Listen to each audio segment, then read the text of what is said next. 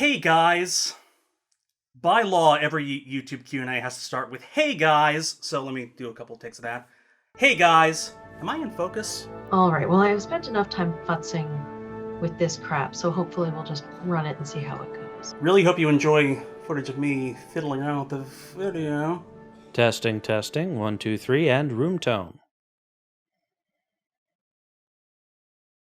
Hello, Worlds Elsewhere audience, and welcome to the Q&A session. The first of many that we hope. So we've been working on Worlds Elsewhere a lot backstage for a while now. And during that time, we wanted to field a couple questions from the audience. From you. Since we started this company, I'm sure you all had a lot of questions about what the company is and what it wants to be, so we're going to do a Q&A session. Have I even said who I am yet? Hi, I'm David Kowarski, co-founder of Worlds Elsewhere Theater Company. Hi, my name is Alana Greenberg-Sood, and I'm a co-founder of Worlds Elsewhere Theater Company, and I directed our production of Lysistrata in October 2020. I am Kyle Calgren. I am the co-founder of Worlds Elsewhere Theater Company. And these are your questions answered. So from Jake Brody, when will the next general meeting be? Jacob played Moonshine in our production of Midsummer Night's Dream, so we're getting a lot of questions from actual members of the company. We have a Discord where we're throwing around some ideas right now, but the next general meeting will probably be in January after the initial fundraising is concluded. We do have plans for a new show in December. More on that at the end of the video. After we finished our fundraiser, and so we have a little bit better idea of what our situation is going to be going into next year. So keep an eye out for that. From Hannah Moran, who was in both Midsummer and Lysistrata as Lady Peace. Which do you prefer, acting, directing, or producing? For me, it's a tie between directing and acting. I have done a bit more producing per se in my professional life, but I love being in front of the camera, and I love shaping as many aspects of a production as I can. I've dabbled in all three. I prefer acting because you only have like the one role to work on. Though directing gives you a lot of hands-on like work in it. It gives you a lot of creative control over like how the final piece will be. I like that, but they all have their perks. I think I like producing the least because it's a lot of like making spreadsheets, and I'm bad at those. But I'm hoping to do a little of all three in this company. Hopefully more directing than anything else. Well, I've done all three. I mostly started out as an actor and then switched to directing and producing later. And I think my favorite is producing at this point, though I'm still new to how production works on, in a YouTube video format rather than on a physical stage. So the learning curve has definitely been pretty high for that. From Doc Professor Man, who was the best person to play Oberon in one of your productions? I am skipping James's tongue-in-cheek question. This was asked by the guy who played Oberon in A Midsummer Night's Dream, so... Oh, you. Trickster Bell asked, what are some of the more creative solutions you've had to find for issues of remote theater? So one of the big issues when producing remotely is time zones, and that's a pretty sizable hassle. There's not too many creative solutions for that. We just have to be sensitive, and for those of us in the US collaborating with people in Europe, we try to schedule things a little earlier when we can. Unison is not exactly Zoom's favorite word.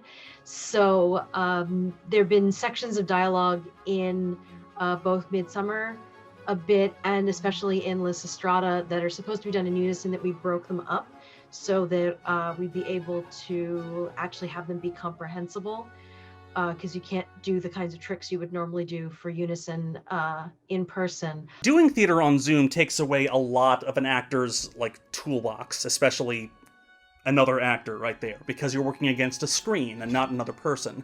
And there's so much spontaneity in regular theater, in theater that is done with groups of people in an enclosed space, which you can't do in a pandemic now, that we've had to work with. So a lot of it has been just relearning how to act, essentially. Relearning that this is the audience and that this is the stage. Ian Nathaniel Cohen asked, can we still audition? Also, what's the rehearsal schedule like?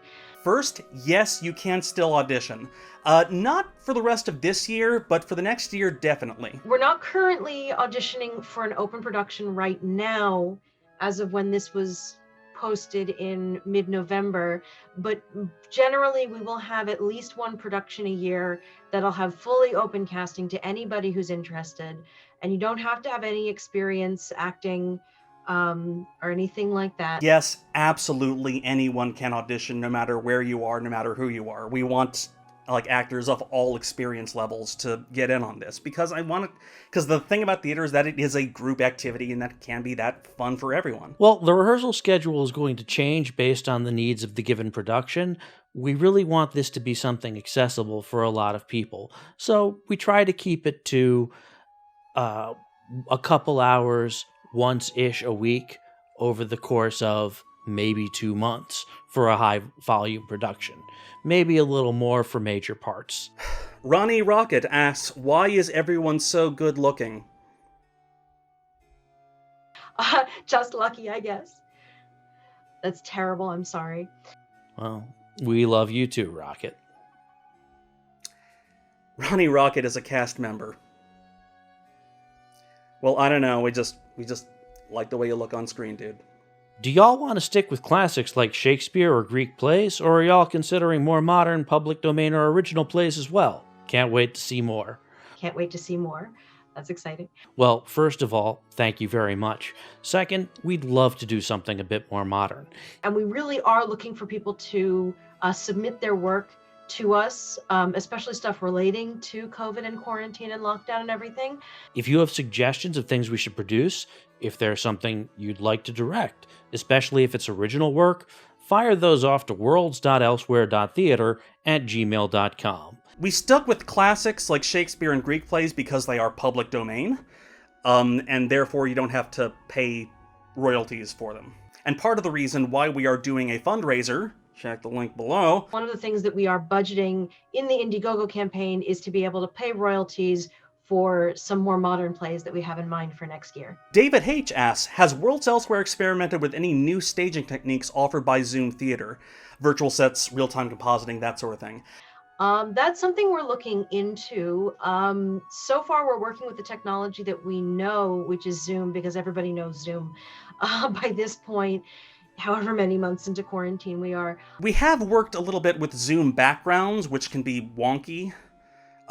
Sometimes can be interesting, like Zoom backgrounds that there's, I guess, an algorithm that decides where the outline of your body should be, and it updates that wherever you move. And so when we did the Midsummer Night's Dream, the actor who played Puck, their horns kept dropping in and out because the screen couldn't figure out whether or not they were part of their body or not, which I thought was a fun technical glitch that actually added to the fact, because we're playing a fairy, we're playing something supernatural, but I don't know, I thought it worked.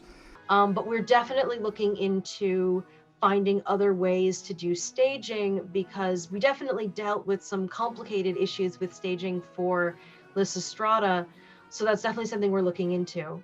Dahoud Left-Handed also asked, related, once it's safe to do so, are y'all interested in physical productions, or is the company too geographically scattered? We're a mostly digital production company, and that keeps costs relatively low compared to physical theater. I'd say it's unlikely, but never say never. The ShareBear19 asks, is there any chance you will do a musical? Musicals are complicated because they tend to be expensive when it comes to things like royalties and music. That's really tough to do over Zoom, because of lag. It's really hard to coordinate the timing for things on Zoom, which would make playing live music in one place and then having someone sing somewhere else at the same time would be challenging, especially because one of the things we like to do at Worlds Elsewhere is most of our stuff is actually streamed live. So the technology to actually get musicals working is very hard for live streaming situations.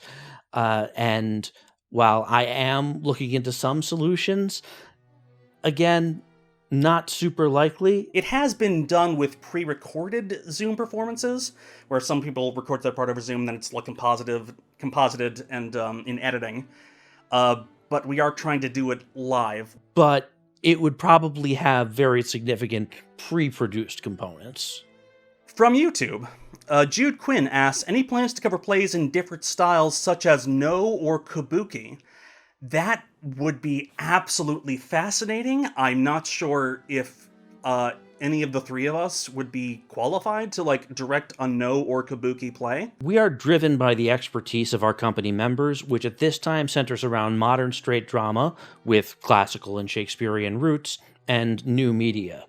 Right now, we don't have the skill set in-house to do one of those techniques, but if someone with Kabuki or no experience joins the company, pitches us a project that we think will work, ikimashou. A No play on Zoom would be fascinating. Because so much of No is about stillness and silence and just... now that I think about it. Anyway, moving on. Casper Christensen asked, how do you decide on what plays to cover, and do you intend on accepting more recent plays? Part of the way that we choose plays is we kind of look at who's interested in directing what, and then we put that to the repertory to see what people are interested in performing. That's how we decided on Lysistrata. And going forward, once we've established the repertory, which is going to be made up of people who have worked with us before and would like to work with us again, we really want to be a pretty democratic company as these things go and get the input of the actors. Yeah, we are looking for new pieces as well as, more established stuff. So if you are a playwright and you'd be interested in having us put on your play, you can drop us an email at worlds.elsewhere.theater@gmail.com and we can see what you've got to offer, which would be kind of cool. From Patreon, Benjamin asks, for non-English language plays like Lysistrata, how do you choose translations? Some of that has to do with what's available, because some shows there's one definitive translation that everybody uses and there aren't really a lot of other options. Sometimes when there are alternatives, we choose the translation that best fits the goal of the production. So for example, the production of Lysistrata that we did in October of this year, we really wanted to make sure that the audience could understand both the politics, but also how filthy the play is. By using modern language, it was a lot easier to understand what was going on in the show. Because a lot of the older translations get really kind of caught up in the artifice of the language and don't necessarily focus on how would this look if it were being performed. And so that's definitely something we're going to be dealing with going forward, because we do want to look into more international content as well, not just stuff, English language and stuff from Europe. And so one of the things we're really going to be interested in going forward is what is the translation that best serves the goal of the production? Casper Christensen also suggests Einstein on the beach when?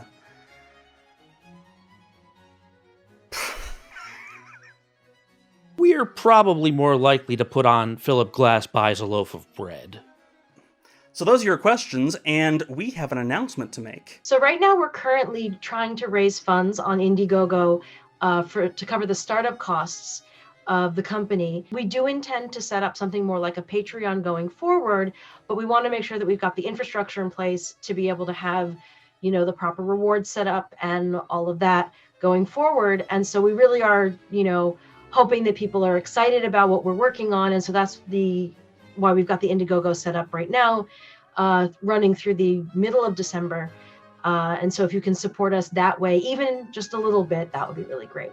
We're not doing any more full productions this year. Auditions are closed, but our company, that is our ensemble, everyone who worked with A Midsummer Night's Dream and Lysistrata and other projects that we haven't announced on the channel yet, they are putting together a cabaret.